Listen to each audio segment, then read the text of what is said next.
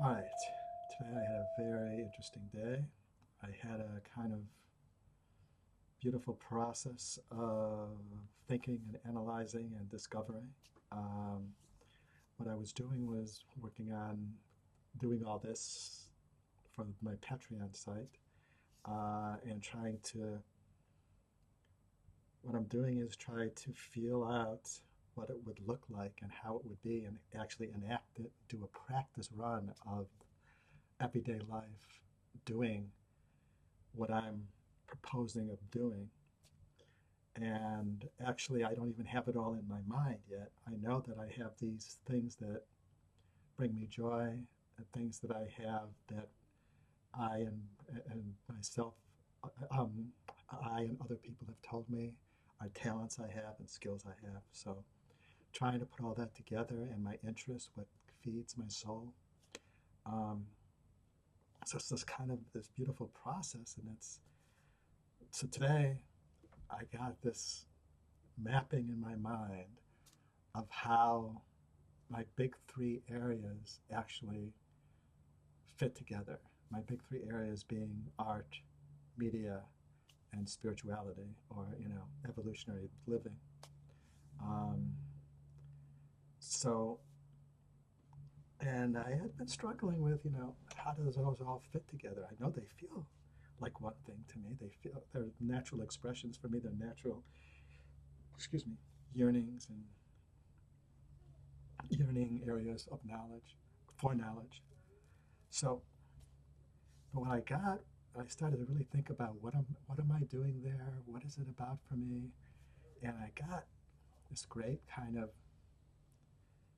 framing in my consciousness around it that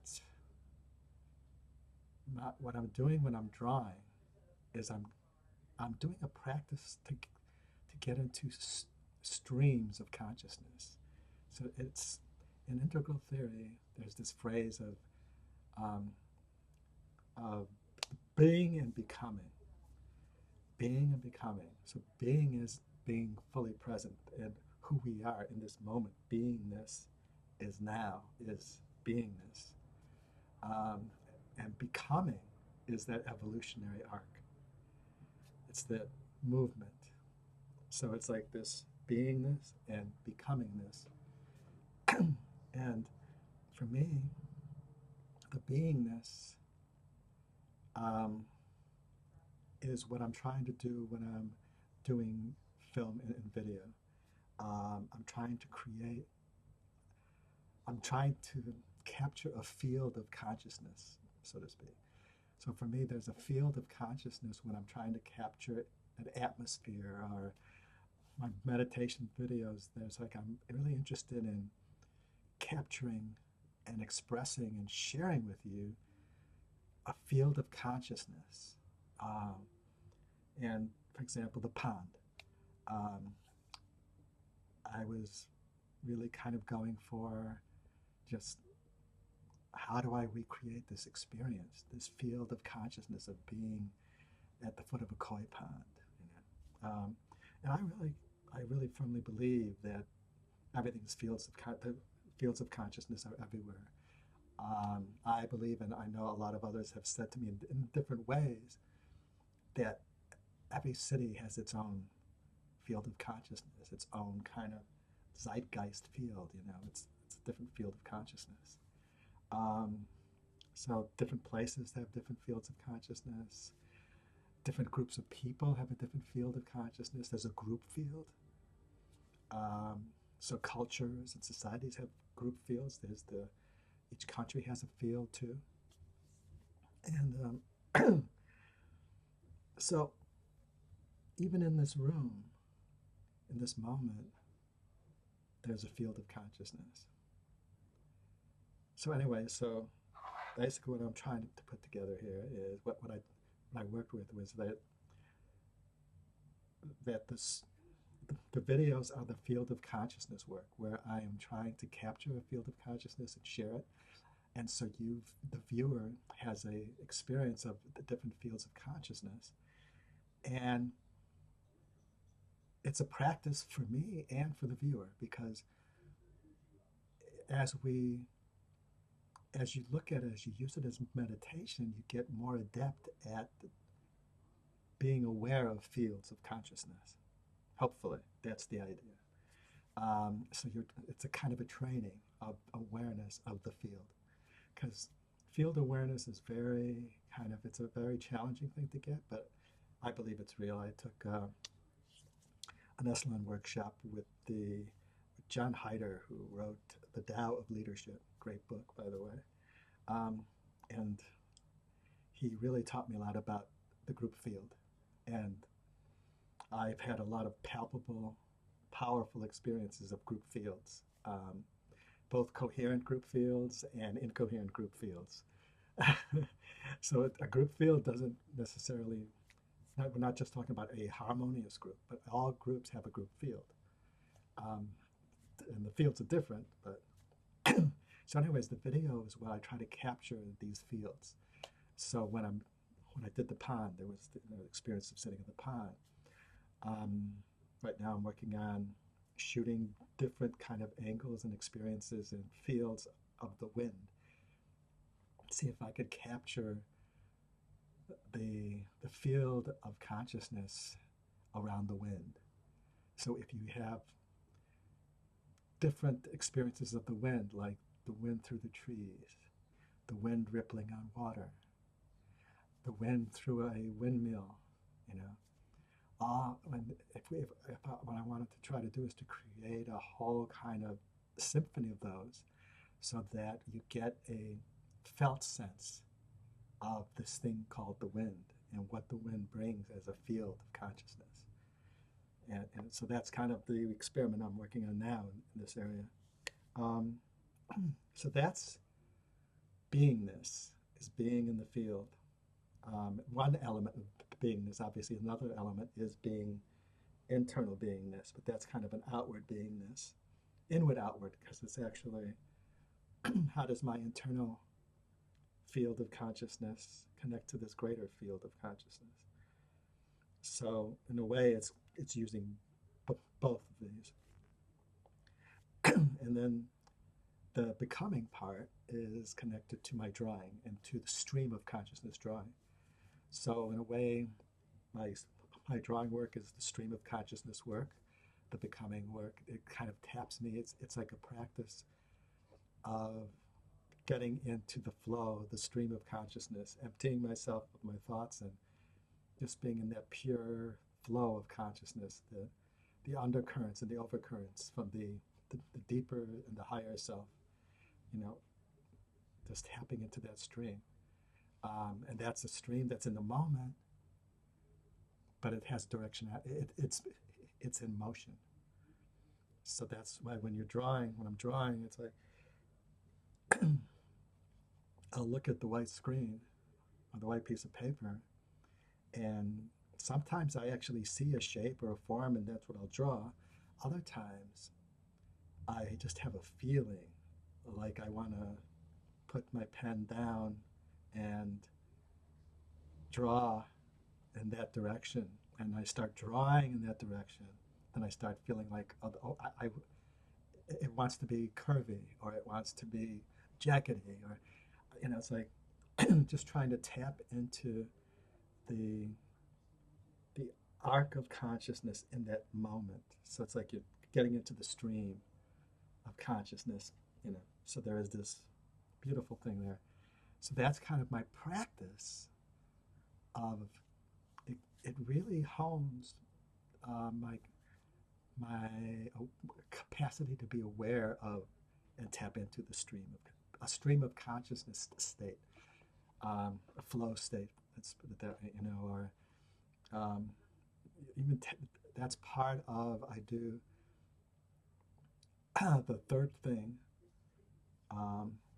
is for me the being and becoming, and then it's the combination of being and becoming.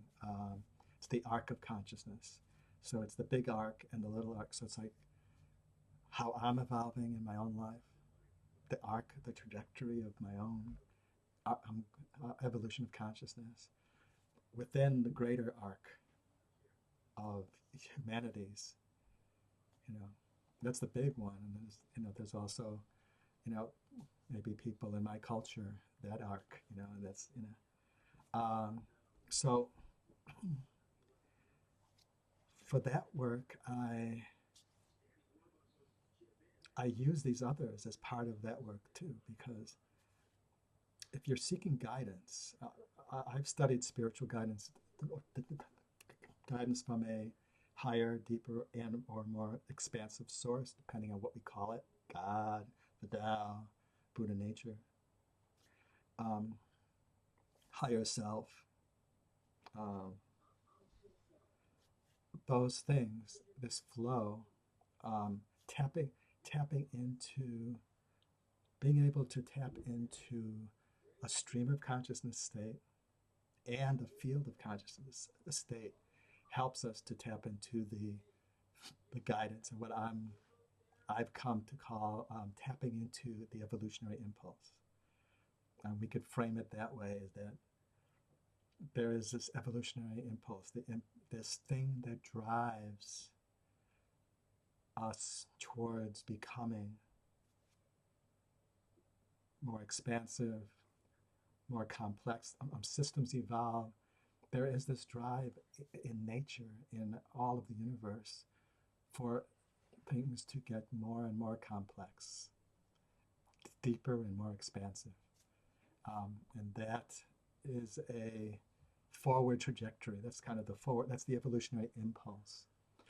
And how that translates into each moment is the work I kind of try to do with myself and with others, trying to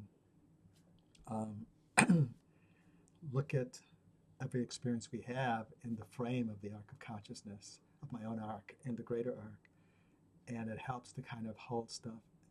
And it's funny because I'll go through periods in my life when I don't use this as much as I should. And so, but now I've reached a point where my life has kind of like pushed me to a point where I'm really kind of experiencing needing to do it constantly, which is the blessing of all this. So for me, there's my work in the stream of consciousness, my work in the field of consciousness, and then the arc of consciousness. The arc, it translates in different forms. The arc of consciousness, I do it as a personal practice. I work with others to help them see events in their lives and situations from the evolutionary perspective of their own evolution and that of others. And my work in cinema is all about that. I wrote this down, trying to hold what this means to me. And for the integral and transpersonal cinema work, as a filmmaker, as an experimenter, and as a theorist, for me, I realized this today, which is great.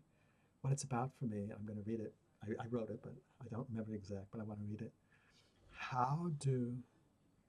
What I'm interested in is how do moving image technologies affect the trajectory or the arc of our individual and collective consciousness, and how can we use moving image works as an evolutionary practice, both as creators and receivers.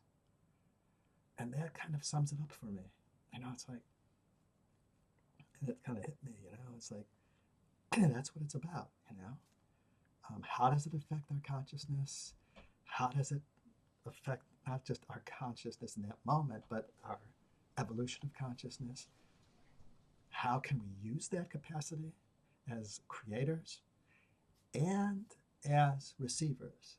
So I've been working on developing practices for both creating and receiving to turn that into a transformative experience that we could do anytime we're creating content or we're experiencing content. We could use it for our own evolutionary growth consciously. So that is beautiful how, for me, it was beautiful how that kind of like, oh, yeah, that's it. And it's connected to my work as an evolutionary or spiritual guidance coach, if you want to call it that, in my own practice, is this phrase, which this I came up with. What it's about for me is how can we work with our own personal arcs of consciousness in our daily lives How do we seek guidance from the evolutionary impulse within and around us? How do we discover what each experience, both in our past and in our present, means in terms of our individual and the collective's evolutionary arc, and what is its evolutionary lesson? It may not be great yet, but I just, and so you could see how, for me, it suddenly kind of tapped into this. I've been struggling with how do my work in these three areas actually connect. What is the common thread here that's driving me for all these three different paths? And they keep feeding me. It's not like any of them are past. It's like I have to do all three. And this is beautiful how I've got it now, that I kind of feel it, that they're all about exploring the evolution of consciousness in different ways and helping myself evolve and hopefully others. So, I hope that when someone looks at one of my stream of consciousness drawings, that it helps them tap into the stream within them. If people wanted to learn the practice that I do, I'm going to be doing that here. And I think everyone can do it. It's not about the actual end product. It's about using that process to get into a stream of consciousness, and that trains you to get into streams, that streaming state, that flow state, that streaming state. And then the videos. Anyway, so I'm just looking at this, and it's great. I have stream of consciousness is related to becoming, field of consciousness is related to being, and arc of consciousness is related to being and becoming, tapping into the big picture. I'm just playing with this now, but you can see that for some reason, and I think this is one of the patterns of the integral structure, that, obviously I'm not at integral on all my lines, because nobody is, I don't think, except, I don't know, bodhisattvas probably, are actually past integral.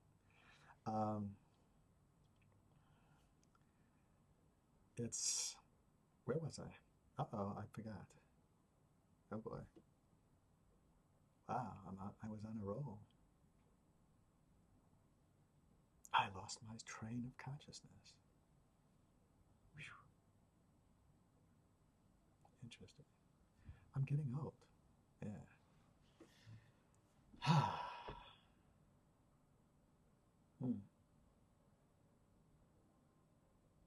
I think that's time for me to quit. Well, it is evening too. This is the first time I'm doing it at night, so it's a little bit different. And I am an old man, so. And I am slightly medicated on cannabis. So that could do it too. Anyway, so I'm here to be real. So that was a real moment. Anyways, all right, so that's good. Anything else for today? Yeah, the other thing was I've been kind of blown away by this process of doing this work, of doing these videos, of committing every day to doing the videos, to doing one drawing a day, to doing the research and the work I do. And it's just giving me, this last week I've started to feel the desire for life again. I've been through some intense stuff, and I kind of lost the passion, and I'm starting to feel it again. So it's beautiful. Namaste. Peace out.